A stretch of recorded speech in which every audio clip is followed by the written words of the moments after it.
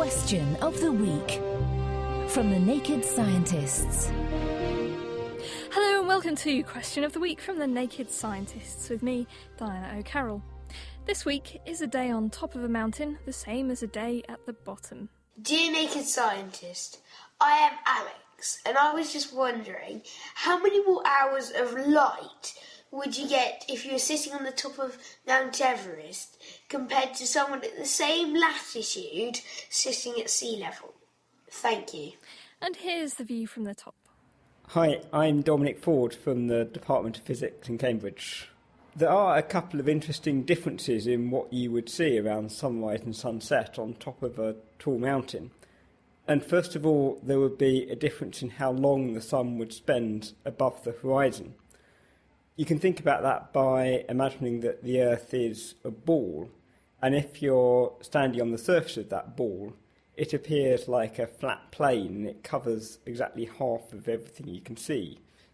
Whereas if you move away from that ball up a tall mountain, it starts to recede away from you and appear like a globe in the sky.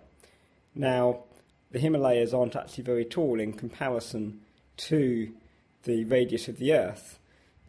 Everest is about 9 kilometres high and the Earth is 6,000 kilometres in radius.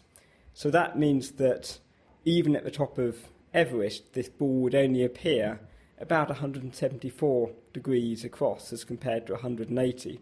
So that would make a difference of about 10 minutes in sunrise and sunset times, if you assume that the Earth is a perfect sphere and Everest is the only mountain on the surface of the Earth. Now, in fact, that's not quite right, because obviously Everest is in the middle of the Himalayas, and you'll be familiar with the fact that if there's a tall hill on the horizon, then the sun will set behind the hill somewhat before published sunrise and sunset times. So on the top of Everest, the sun wouldn't spend that much more time over the horizon because it would set behind the mountains. But what about the bit in between sunset and total darkness? Now, there's a slightly different answer, because when we talk about hours of daylight, we tend to be talking about when we perceive it gets light and when we perceive it gets dark, rather than when the sun is rising and setting. And that's to do with twilight times and how long the sky appears bright after the sun has set. Now, in the UK, we're quite used to having a lot of twilight, and that's to do with the fact that we're at a relatively high European latitude, and when the sun sets, it sets at an oblique angle, and it actually spends quite a long time sitting on the horizon as it's setting. Everest, of course, is close to the equator, and at equatorial latitudes, the sun sets more or less vertically downwards, so it sets very quickly, and you don't have much twilight time as the sun is setting. Moreover, twilight is caused by the scattering of sunlight off particles in the Earth's atmosphere, and at the top of Everest you're above most of the Earth's atmosphere, so you'll have a lot less light being scattered and twilight will appear a lot darker, and so once the sun has set, it will get dark relatively quickly compared to what we're used to.